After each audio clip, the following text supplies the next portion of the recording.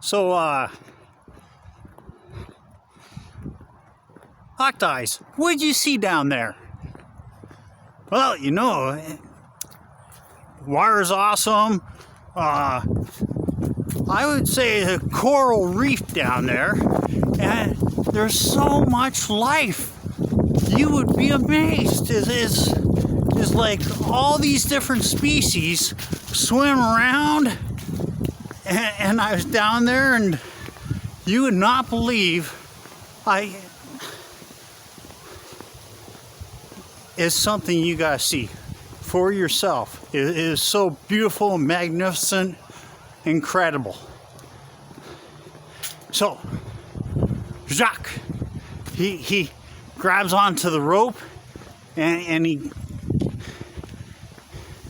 they release the anchor, and he holds his breath, and down they go. And this is deep sea diving back in the day. They'd hold their breath, and they'd go as low as they could go with a separate rope. They would have a system where they'd pull on the rope to either go up or go down. I think it was to stop and to reverse and pull them back up.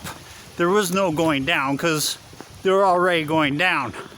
So anyway, you look and you go, oh, so they could hold their breath for up to like a really long time, go deep sea diving like that, right?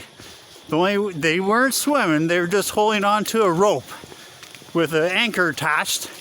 And, you know, because of real life, they could only go so deep until their bodies got used to it. So this was exercising.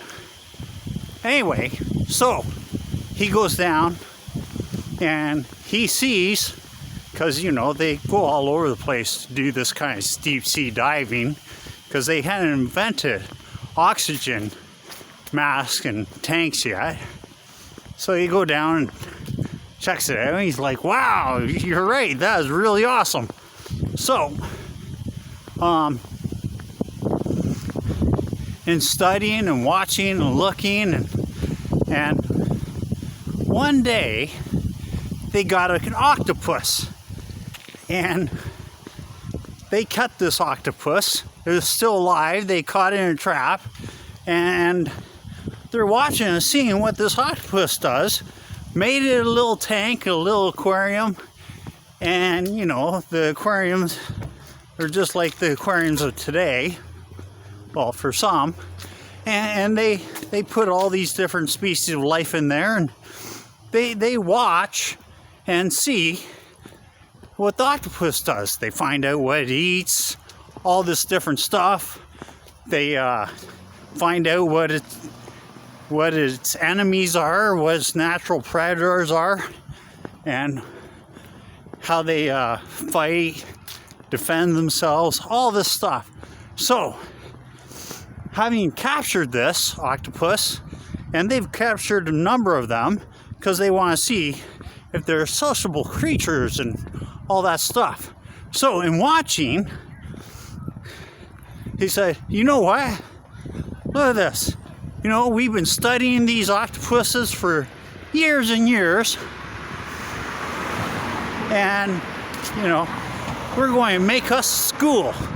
And well, since not everybody reads, we're going to need a symbol so that everybody can recognize our school. Oh, okay. You know what? I'm going to make symbol designed after this octopus, because I think they're like really cool and neat, and I think they're like, look, they change colors, blend in, all this stuff. So how about, and thus the Omega symbol was created from watching an octopus. Isn't that wonderful?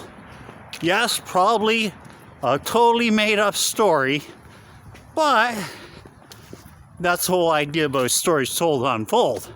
They're not real stories, they're just made up stories based on what we have today.